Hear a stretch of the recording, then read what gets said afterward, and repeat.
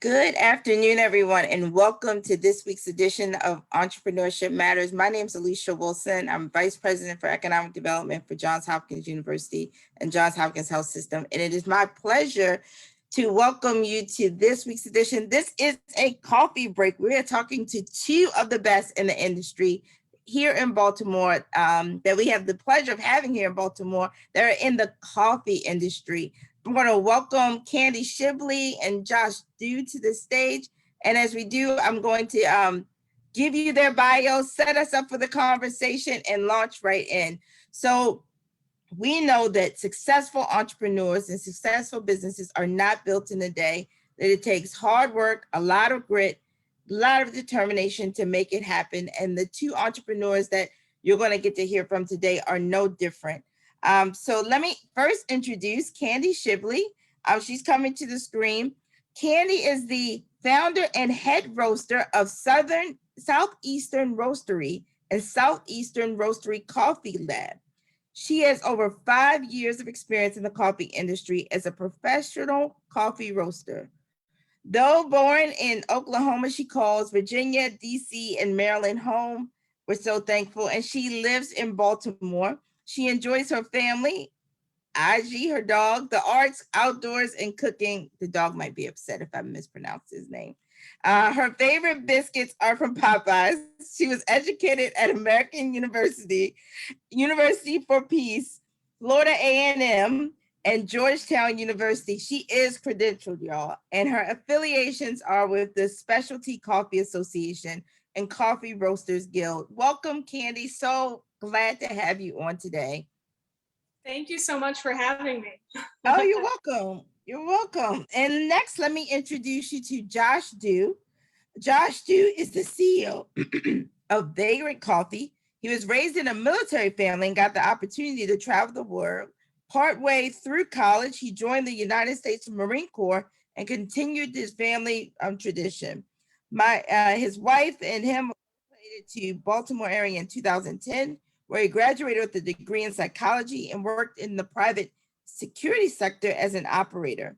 Realizing that he wanted to bring a little bit more love to the world, I guess coffee is a love drink, he left his job to become a pastor and remained in the church for 6.5 years. It was then that he decided to follow his love of coffee and start his own coffee establishment. He worked as a barista for another local company before leaving to start Vagrant Coffee in 2017. Josh, it's a pleasure to have you as well on today. Thank you for inviting me. I'm really happy to be here. Excellent, excellent. So let's get right into it, which is, and let me tell folks, you can certainly participate in this conversation. Please put your questions into the chat if you're on Zoom. I know we have most people, there's so many people commenting already on Facebook. So put your comments in the chat on Facebook. If you're listening on the phone, you may text your questions in. 22333 is the number. Type JHUWL in the message and I'll get all those questions in and make sure they're a part of the conversation. But let's start with what inspired you to become an entrepreneur? What was the catalyst? So Candy, what was your thought? You are credentialed. You have studied the world, but what made you become an entrepreneur? Oh my goodness. First off, thank you again for having me on. It's an honor and pleasure to be here talking with you all. What inspired me was, I think, my frustration in kind of corporate and nonprofit work that I was doing. I started off in engineering and quickly realized that after getting out of university and going into work experience that, you're often just repeating processes and not really creating anything new. And at the core, I think I'm a creative person. I am a creative person. And so I wanted a bit more. I eventually left engineering, got more into kind of systems engineering and business management. And then decided finally, you know what, I'm going to go back to graduate school and study natural resources and sustainable development. And that was really kind of the initial catalyst, although I didn't have the idea at the time to roast coffee, but I knew I wanted to do something more in the environmental realm. And I chose coffee as the product sector for my entrepreneurship because it's global. I wanted to do something that had a global reach that would allow me to connect with people from different cultures, different backgrounds, and would afford me to make a product that I love. And I really kind of worked backwards from seeing where I wanted to be in the future, and then kind of step by step decided, okay, I need to do these certain steps to get to that space, to get into a space where I could be in an environmental sector and be with people from different cultures and enjoy the natural aspects of life more. And that's kind of how I got into entrepreneurship. That's a really great story. And I mean, I think your perspective on choosing of like what the vision and the mission was of what you wanted to do, and then backing into the what was going to be a part of your entrepreneurship journey. I think that resonates with a lot of people watching. And so, Josh, how about you? We heard you were preaching the word. You you went through. So what made you go into entrepreneurship? Yeah, I would say that it started at a really young age. My mom was always very, very supportive of any idea that we had to kind of get into our own business. So we like to kick around business ideas, even as kids, of like, oh, what if we did this? And what if we did that? That'd be fun. And so it had always been kind of on the back of my mind. But the idea of getting into coffee as an entrepreneur really came from the combination of sources, kind of like what you talked about in my bio. I was very fortunate in my military career to travel and to interact with lots of different kinds of people. But at the end of the day, I realized I really wanted to do something that brought people together. And so I thought, well, coffee tends to do that because people like to get together at, coffee shops, and maybe there's something to that. So maybe I'll give that a go. So starting in coffee was really great. I found a love for the craft and a love for the process. And there was actually this niche of an opportunity where people were asking for coffee outside of the four walls of the cafe in a specific way that they weren't able to really find. And so I thought, well, I've always had this idea of starting my own business, and I really like coffee as it brings people together. I guess I should just go ahead and start one. And it's been really, really awesome to take that idea of how do we bring people together? How do we involve the community? How do we give people job opportunities and all these things that really bring people together and help them succeed in whatever it is that they're doing in life? All of those things kind of culminated together and formed that influence that is Vagrant Coffee today. I love how you said it all started with an idea, right? Both of you sort of said it started with an idea. So help all of us who are watching and those who are watching on Facebook and otherwise, help us to understand what steps did you go through that you had the idea, big idea, but what steps did you go through to start your business? So I'll start with you, Candy, and then go to Josh. Like, how did you, like, if somebody's out there like, I want to go into this, like, how do you even started thinking about it? What were your steps? My steps started with learning how to roast and really meeting people in the coffee industry. I didn't come into coffee roasting from a cafe background. I'd never roasted coffee, I'd never worked in a coffee shop. I think I worked in a deli when I was 14 at one point. That's maybe the closest thing that I had gotten to working in a cafe. I had, during my collegiate years and a bit after in my early career, spent time, frequenting cafes, but never really kind of thought about the experience that I was having in the cafe.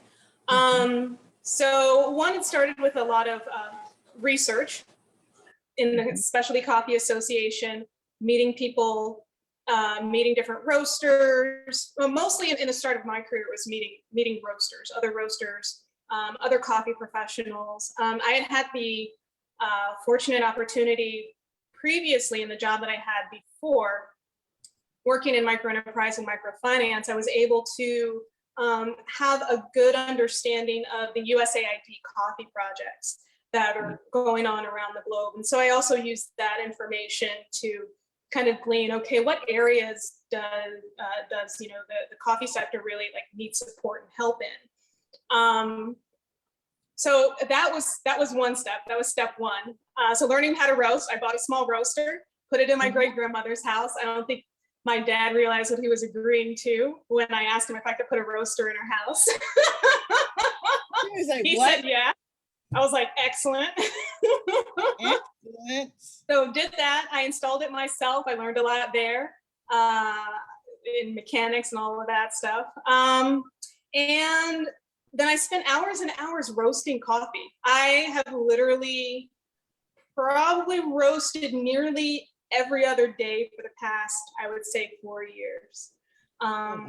Yeah, just roasting a lot. And besides that, once I did decide to open the business, you know, I did the paperwork, applied for the EIN, applied for the business licenses, insurance.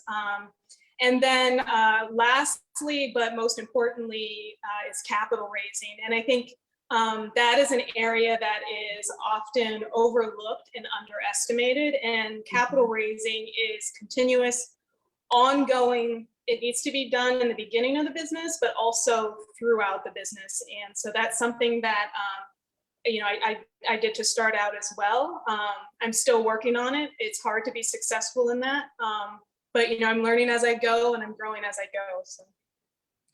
This is really, I mean, I took down, I know you said that first one was one, but I have it as like 4 or 5 steps. One, you learn the research, right? You learned from learning to roast, seeing others in the industry, associating with them. Second, you used your past knowledge about USAID to think about where were the gaps in the industry and where were you going to position yourself as a business. Third, you learned how to roast. And that's funny that you asked your dad to put a roast. Everyone's probably like, what is she talking about? Sure. You had no idea. No one knew. No idea. You then went and got your house in order, right? You got all of your EIN, you got your business license and your insurance. And then the 5th point is about this capital raise. And I'm gonna get back to that as the next question, I promise, after we hear about Josh, how did he start? But I think those are great steps for folks who are watching to hear from you of like how you went through this deliberative process to think about where you are today. How about you, Josh? What did you do? Yeah, I started, I think, by asking an annoying amount of questions. Pretty much everybody who I could find in the specialty coffee industry, I would pick their brain about, you know, a specific area or a specific interest of theirs, whether that is, you know, roasting or equipment or pay or you name it. I would just dive into that and try to learn as much as I can from other people's experiences. I was very fortunate to have some people close by who had a whole lot of knowledge and experience, and so I could pick their brains a lot. But then the next thing I think from that was understanding what exactly it is that I bring to the industry with other people. And, you know, coffee is a pretty saturated industry. What exactly was I bringing that was better or different or interesting? Because that was, I felt like the thing that was going to make me stand out. So I needed to do something if we were going to make it. And so we've decided to focus on, you know, that one niche of doing things outside of the cafe, because that was what we had. We didn't have, you know, the, you know, most award-winning coffee roasts. We didn't have the fanciest and shiniest equipment, but what we did have was the ability to go outside of the cafe. So that was next.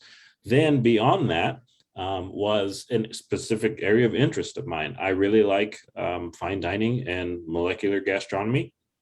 And so I decided to just study food and understand like what makes it. Gastronomy. What's that? Molecular, somebody's writing it down. They're taking it down. You Yes, love that. molecular All right, gastronomy. Yes. I love it.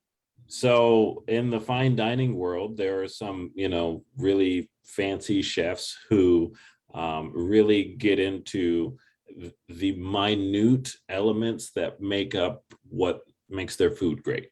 And I thought, well, if people are doing that in food, someone ought to also do that in coffee and really break it down as far as you can go and see if you can do something creative and fun with it. So I put a lot of emphasis and focus on studying food and how food works and how to make something that was really delicious and interesting and fun. So that way I could bring that product to people when we left those four walls of the cafe. And then, yes, after that, it was sitting down at a table and learning, okay, what governmental documents do I need to fill out? What fees do I need to pay? Because I didn't go to a, small business coach. I didn't go to any resource centers. I just sat down on my kitchen counter and I said, okay, let me just Google, okay, how do you start a business in Baltimore City in Maryland? And then there's a check sheet, which fortunately I found, and I just went through the check sheet and decided to, do it all. Now, to Candy's point, there's also the bit of raising funds. I didn't have a lot of funds to begin with. I had $5,000. That's all I had. And by the end of doing all those forms and paying all those fees, I had a lot less than $5,000. And so from then it was a matter of like, okay, now I need to go raise some funds because now that all these things are filed and we're official, now I actually want to do something. So.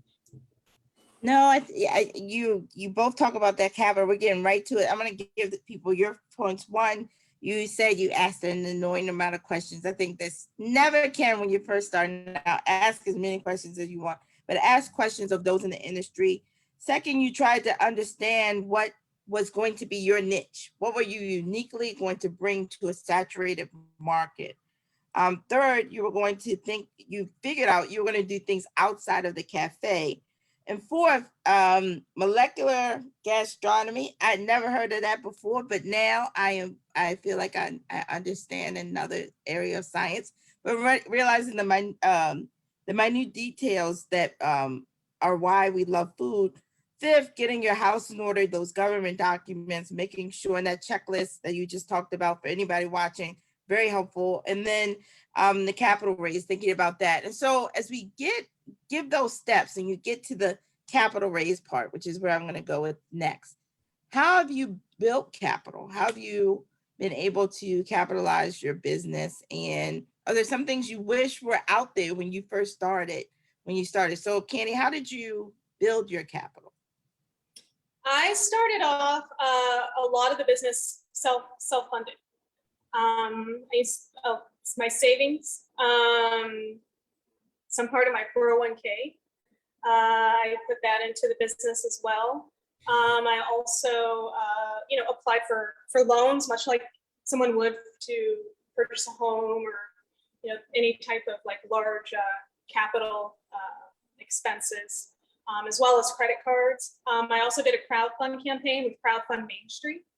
That is a crowdfunding platform that was extremely helpful for me in getting initially the word out and getting people aware about the business and raising some initial capital as well. That said, capital fundraising is constantly ongoing. I mean, I've applied for and received grants, different other different program monies from cities and the state and federally and whatnot. And so I'm constantly looking for funds to utilize because and I reinvest the money that we make here into the business. And so that's something that I feel like is extremely important and that needs to be done to grow. And in the reinvestment, it's quite interesting. I learned from my perspective that just because you reinvest funds at one point doesn't mean you're automatically going to see the results, right? So one of the considerations that I take into account and have learned to take into account very seriously is time lag. Because just because you spend this money now doesn't mean you're going to get a return on investment immediately after. And so you're going to need some holdover funds. You're going to need activities and things in place so that you can still continue to run the business, pay employees, pay for, in our instance, green beans, bags, marketing material, things like that, even accounting, for example. I mean, and it gets difficult. So really having a solid business plan, that's one of the things I forgot to mention, that I did start with a business plan. Now it gets updated, right? And I've deviated from that as time has gone by, because a lot of things have happened that are out of my control. COVID, for example, just different business decisions that I initially wanted to get into and then did not get into. And so having all of these considerations in place, but having at least a base plan, as Josh was alluding to, with your idea, your niche, and where you fit into the market is very important in understanding how then you're going to utilize your capital. And so that's, one, I'll talk about that a bit later as well as to what we're fundraising for now. No, don't worry, hold that, don't go anywhere. How about you, Josh? How have you thought about building capital in your business? Yeah, much the same way, self-funded from the beginning. And then after my funds ran out, it was a matter of building relationships with people and kind of funding through what they call friends and family. So a couple of us who kind of banded together, created those funds in order to get things kind of off the ground. It wasn't a whole lot of money, but it was just enough for us to be able to kind of start to get our foot in the door a little bit. We wanted to start with the things that we thought would matter the most. So it was a couple pieces of equipment and some marketing. That was, and also, green coffee. That's one of those things that you just got to have. But then from there, it was a matter of really pitching the story behind what it is that we're trying to do to people. I like the quote from Simon Sinek where he says, people don't buy what you do, they buy why you do it. And it's the same I found in raising some capital from friends and family. People understand coffee, but they wonder why your coffee as opposed to someone else's coffee, or things like that. So for us, it's been a matter of, yes, loans, grants, friends and family, and then hard work and sacrifice. We've reinvested as much as we could back into the company in order for it to grow. And just like everybody else, just like Candy said, COVID was really, really tough. It pretty much wiped everybody out in the coffee industry, as far as I know. But it had been this idea of, well, if we need to go raise funds, we need to talk about why, and who we are as a company and why we're doing what we're doing is going to be the only reason that people want to contribute and help you raise funds that way. Yeah. There's people are really interested in this from both of you, and so we have one question that's already come in, which is, do you have any tips for a successful crowdfunding campaign, Candy? You talked a little bit about that. Do you have any tips that you would offer? I don't know if you want my advice exactly, but Yes, you do. I don't know. I will definitely respond to this question. Because I don't necessarily consider that my campaign was successful. I think I could have done better. And I really think it has a lot to do with, as Josh mentioned, your networks. You really got to build your networks with folks way before your crowdfunding campaign, and have you even need capital for your fundraising campaign. And I don't think that this is really understood. If you want to fundraise successfully, crowd fundraise, even if it's friends or family, round day, whatever, you need a plan. And a lot of times that plan will take capital, and it will take a lot of time and energy. And so really knowing knowing your networks, people who are interested, and then also then how to go beyond that network as well to garner interest from folks that you might not know, but they share the same core values as you. And that's, you know, that's really, as Josh was mentioning, that's the sell. You want to, that's a sell in crowd fundraising. That's the idea behind great sales as well. You really want people to buy into the idea of what you're doing and have a good and concise marketing strategy to do that. So I would start by meeting as many people as possible in the industry that you're working in, no matter what it is. Join organizations, go to conferences, and really pitch your story. Yeah. No, I think you just made some really important points for folks about the building of the network prior to the need to have capital to raise money, right? Money raises, you need money to raise money. And you already got to thank you for answering the question. But I think you dropped some really unique gems. There's a book I used to read, it's called Build Your Well Before you need the water. So it's, I mean, in many ways, it's the same concept. How about you? You talked about the friends and family round, which is, very much in the venture capital world. You have to demonstrate your friends and family will give you money before anybody else will give you money. So how about you? How about you, Josh? How did you go about that? And it goes into this question of like, how did your family respond? We know Candy's dad let her put that roastery in the basement or in the house. So, she's got the support. How did you do that friends and family round? And how have your family, both of your families responded to your desire to go into the coffee industry? Yeah, I would say that it was definitely scary. I had the opportunity to leave, full-time job with benefits and decent pay to go try some things. And I understand not everybody has that opportunity. And that can be a really, really tough hurdle to get over.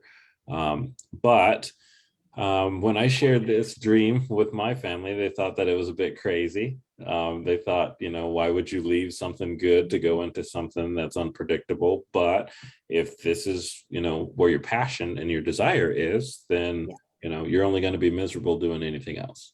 Yeah. So that's how that started. Now, also, my family doesn't have any money. And a lot of my familial connections don't have any money either. And so that wasn't really a wealth that I could draw from. I knew that I would need to figure out how do I raise money from other connections, which really it's to what Candy said. Not only is it financial capital, but it's also a little bit of relational capital, where you need to be building up friendships and relationships with other people who you aspire to be like, in order to be able to, tap into that potential or their friends' potential. So for me, it meant, I need to go out and meet some people. I need to put myself out there. I learned nobody is going to talk about my company more than me. It's just not going to happen. If it's going to succeed, it's because you're out there and you're meeting people and you're sharing that dream and that vision.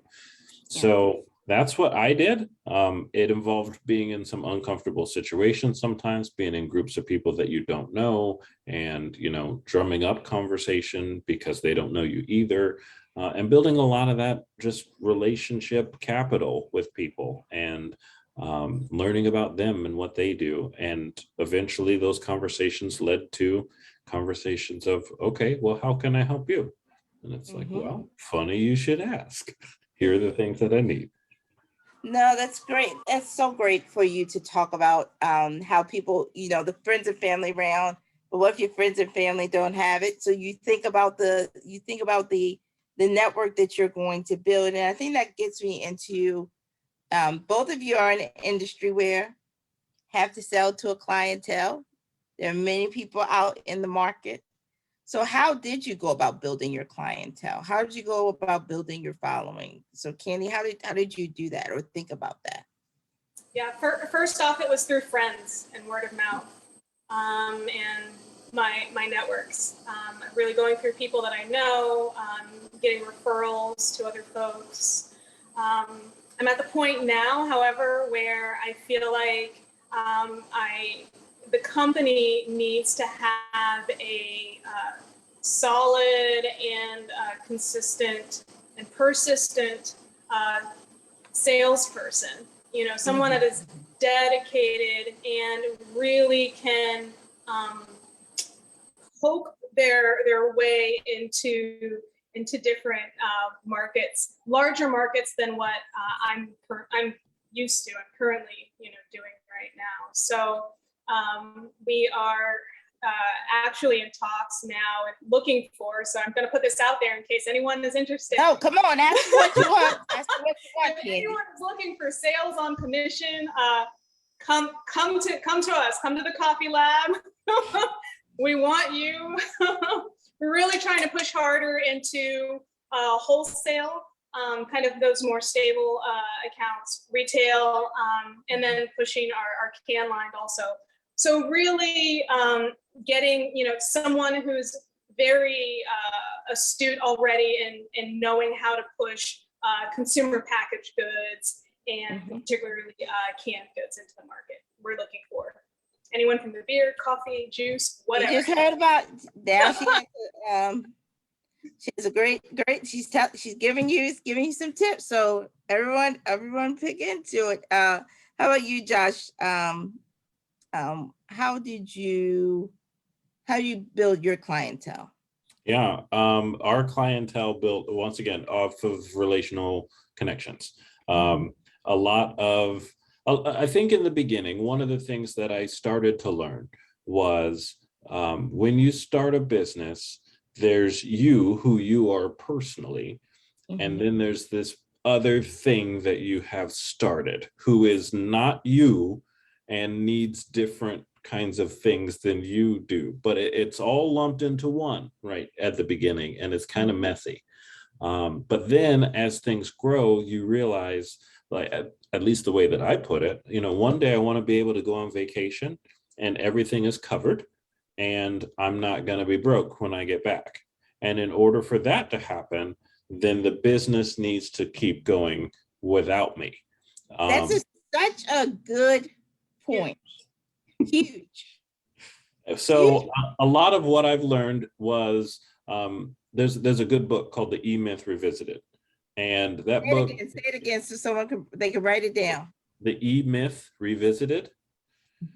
It is a fantastic business book that really hits home on the idea of like how to effectively run your business and let it grow to what it needs to be. And I realized, you know what, this is bigger than me. And sometimes I think that is a thing that kind of gets caught up in this whole like, well, how do I grow my clientele? Sometimes what your clientele need is different than what you personally need. And your business and your clientele are very much in sync, and they want to be able to grow and do more together. The idea I have learned is like, okay, I need to feed into social media. Now, me personally, I don't like to sit on my phone all day, but the clientele are on their phones at all different times of day, and the business will need to interact with them on their schedules, which means I have to interact with them on their schedules, which can sometimes feel difficult for, a human being, a person, to say like, okay, I need to keep feeding this machine because the only way for things to grow is to constantly be feeding it. So yes, we use social media, we use friends and those connections, we use email. We gave a lot of coffee away for free to, random people that we met. In order to be able to get the word out there. The more people know about you, the more the business can grow, and soon enough you can take a vacation. Yeah, no, it's what you just said about you'd like to take a vacation. You like for the business to grow beyond you is such an important point. We had an entrepreneur on once said, it's the difference between making a job for yourself and creating a business. And really important you you just made. And that leads me to a question that's come up a couple of different times, which is do you have teams of people who work alongside you, and how did you build that team? People may be, we've learned some people on your team, we're not going to tell anybody, might not be getting paid. They might be your mom, your brother, your sister, your dad. And some people are getting paid. So how did you build your team? Candy, how have you built your team? We're still building our team. That's right. There's an opening. Everyone, anybody? Yes. We are definitely still building the team. A lot of contract work, particularly in the beginning. And that includes some contractors that are still on board and some contractors that are no longer on board. And, taking the time to find the right people that are the right fit for the company is, I found difficult, and human resource management is definitely an area that I feel is underestimated, because there are not just people performing tasks. They're not people just doing jobs. They're people with emotions and different needs and different desires and different skill sets. And so, finding the right accountant, for example, that knows the business and knows how to communicate if they don't know how to know the business is something that it's important to have. And so going through and finding the right people to do that work might take a few iterations, and for me it's still taking some iterations. I have a roaster that is on board. We have weekend cafe staff. We've got support for events that we do. We, for example, potentially might have an event this Saturday, which will require probably about 4 or 5 people. I'm gathering up folks now last minute. It's a last minute get together, but it's just having folks that you can depend on. Definitely, I think having, as Josh mentioned, somebody dedicated to marketing, or at least a company or team that's dedicated to marketing, is extremely important. Yeah. Marketing and PR. Somebody dedicated to, at least as a contract on a contracting level for consumer packaged goods. Somebody that can do package development and graphic design, labeling, all of that stuff correctly. You'd like to have somebody again for accounting and operations manager. I think probably Josh knows this better than I do, the need for an operations manager, particularly in a cafe environment. So we're looking for somebody to fill that role here now as well. So yeah, there are a lot of kind of moving parts that need to be considered, and human resources and having the human capital to do the work, whether it be free or paid or by contract or by intern. You can also have college interns do work. Sometimes the less you pay people, the more you have to keep track of what they're doing. So I think that's one consideration that definitely should be kept in the back of the mind. No, I think you're saying so many things that I think are helpful to so many of the entrepreneurs that are watching, but also for the consumer that's watching, right? This human capital piece, which really is impacting small businesses, but it's impacting large businesses now. It is not a given, and building the team is so important. So I think you just helped many people. You probably gave some air to folks, though, of understanding they're not alone in that, and that need to, and the challenges and the nimbleness you have to have around that. Josh, how about you? How have you built your team? Yeah, so I do have a team. My team is about 38 people now, wow, which is really, really exciting. But to Candy's point, it is a matter of finding the right people for your team. And for us, the way that we think of it is we can teach you what to do. That's the easy part. But who you are and what you bring to the team is something that we don't teach. You can't teach that. And so there's a lot of time spent before hiring somebody to get to know who they are and what their dreams and what their goals are. I talk a lot with our staff about what their dreams and their goals are, because I want to help them reach those. I do the same thing. whatever that dream is, maybe it's in coffee, maybe it's not. That's right. But regardless of what your dream is, I want to be able to help you get to wherever it is you're trying to go. And so if we don't share that kind of dream and desire to go someplace and do something, then it's going to be very difficult for them on our team, because I'm going to constantly be asking and, suggesting or giving books. Every quarter, I give everybody on the staff a book, and we talk about it. And I really, really want that culture to exist. And so we're very fortunate to be about 38 people deep, but we're also hiring as well, the same positions as Candy was talking about. So one of the things, though, that I like to suggest to people is, a lot of times people think like, oh, I don't want to be a barista. I went to college, or I studied this or that, or I had these other experiences. I don't want to be a barista. And I encourage people to not think that way, because business is business, regardless of what it is. Everybody has a thing that they do, but it's not always about the thing that the business does. It's about lots of other pieces. So, for instance, we have a staff pianist, and that's not normal for a typical cafe, but we wanted live music in our cafe, and so we hired a pianist to play music in the cafe. A lot of people wouldn't think that they would go to school for piano and then end up working for a coffee company, but it's completely possible to do that. So yeah, we have a good team, but yeah, we're looking for lots of different people: videography, photography, and a delivery driver. That's the thing we need the most right now. We need a delivery driver. Okay, so everyone, we'll sync up with both of you. We're doing something on Saturday, an expungement clinic on Saturday, and so you may be able to find, we also have jobs on Saturday, so if you, both of you should come and see if you can find some talent, and I think you will.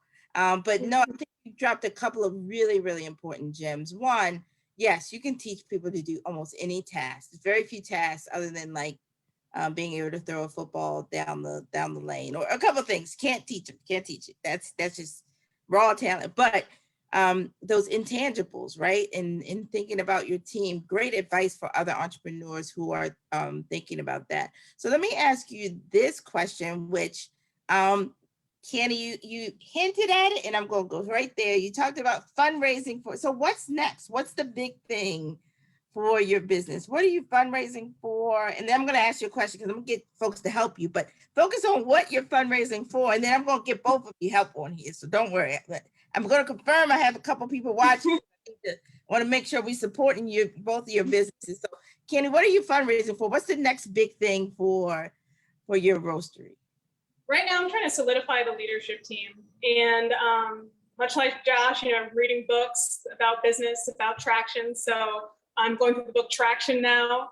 And it has been extremely helpful for me, and kind of like a snap me into gear after feeling like I've been in a rut for a little bit.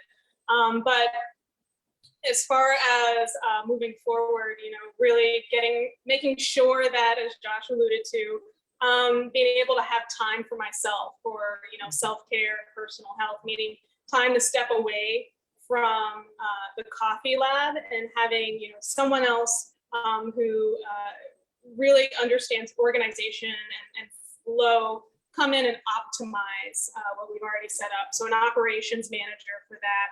And I'm looking at somewhere around 50 to 55,000. We're also looking at marketing and PR, and pushing that for wholesale on fair.com, southeasternroastery.fair.com. So if you're into purchasing wholesale coffee, please consider us there. We're also looking for PR and marketing support for our push out of our canned goods for retail. So going to some smaller grocery stores, larger grocery stores, different sales outlets. We're estimating that at about $600 a month. So I'm thinking a good 6-month push would be about $6,000. We also are raising capital. Sales by commission should pay for itself, so that's not really included in there. Branding, inventory, the redevelopment of our bags, redesign of our bags for better brand recognition. So we're estimating that at about 3,500. And accounting support, so more stable accounting support instead of using a contractor, will be about $600 a month. So at least for the first 12 months, it'll be about $7,200. So in total, roughly $95,700, about $100,000 we're looking to raise capital for right now. I love it. And I'm glad you have the numbers sitting there, because I love how she tells you about her business. She is able to tell you the capital, what they're raising it for. Beautifully done. Yes. So Josh, how about you? What are you fundraising for? What's big and next for you all? Yeah, what's next for us is to continue what we do with events outside of the cafe. That's really our big niche from the beginning. It continues to be. So what we have done is we've condensed the cafe into these mobile units. We have done it in the back of a Mini Cooper. We've since retired our Mini Cooper. It did a good job, but it's ready for a rest. But we have made these custom carts to be able to do everything that we do in the cafe.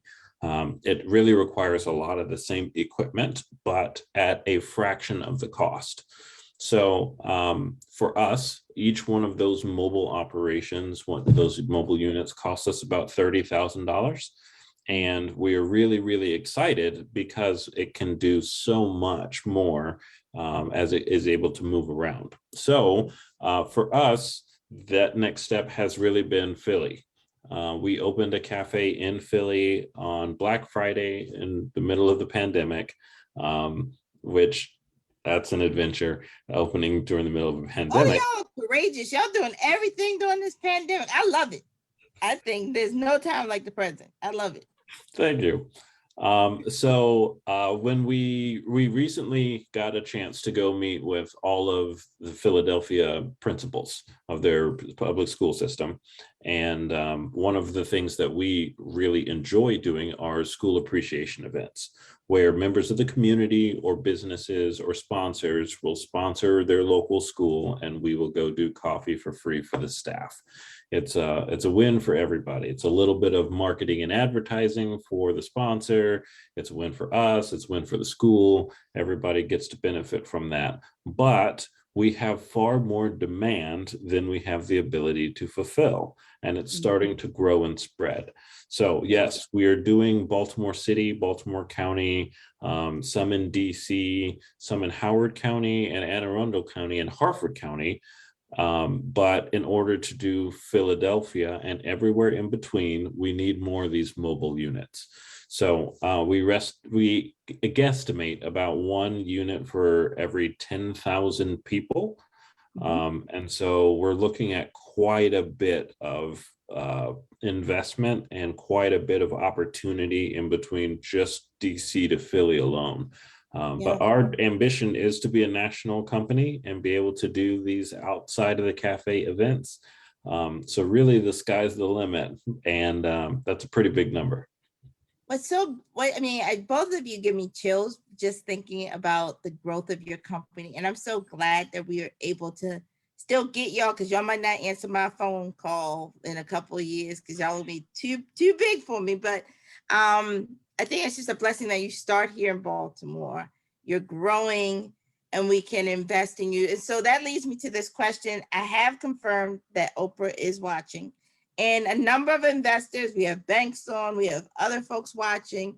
And so the question is, how can we all support, from the consumer to those who are able to invest in businesses like yours?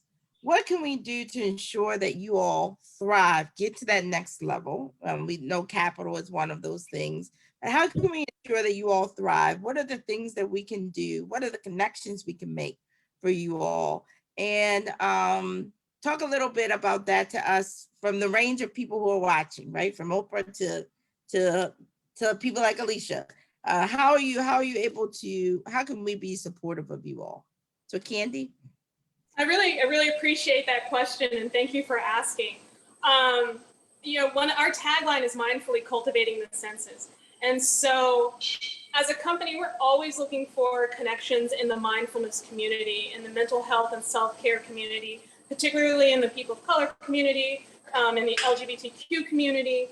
We really want to have our coffees, our coffee experiences, which include olfactory as well, be accessible and something of a bit of a liberator for folks who are into mindfulness, who are into really tasting and feeling. We really want people to kind of get into their bodies and experience coffee, as Josh mentioned, from a molecular level, but also just from an enjoyable culinary experience. And so meeting different organizations that are in that area would be very helpful for me. I'm also working on, well, I guess this alludes to some of the products that we have too as well, right? So we've got cold brews. Your products, you have them right there? I don't have a cold brew can here, but I right beside me. It's on, don't worry, everybody. If you look it on Instagram or Facebook, it's in the ad, it's in the whole advertisement. Yeah. You can see it. We've got single origin, but we are exploring different flavors of cold brew coffees. For example, chocolate brown sugar cold brew. We have chocolate lemon ale. We'll be coming out with different cardamom coffees. We already have it in whole bean and ground. We'll be doing some in cold brew as well. So that alludes to that. We're also working on looking at the impacts of psilocybin and caffeine. And this is kind of borderline here, science and research. But I'd love to be put in contact with people who are looking at heightening happier experiences through coffee. So really using it as a way to kind of help people get better into exercise, better into mental health, from an everyday perspective, and not feel like they're having to medicate, because coffee is caffeine. People do get addicted to caffeine, but that's not the aspect that I want to come into coffee from. I really want to come into it from a flavor characteristic recognition and mindfulness and identification perspective. So. No, I love it, and helping us all to realize, one, we can make connections. I'm thinking of people at Hopkins we could potentially introduce to. No guarantees, but at least people who are in those, who are working in that space. But other companies, I hope others heard her and make the connections. The power of the network is just tremendous. So appreciate that, Candy, and we're not forgetting the capital, right? So we also can make introductions to the capital as well. How about you, Josh? What Oprah's watching, a couple other folks watching. What would you say to support you, make sure you're thriving in as a business? Yeah, I love the idea of using coffee as a tool for intentional interaction.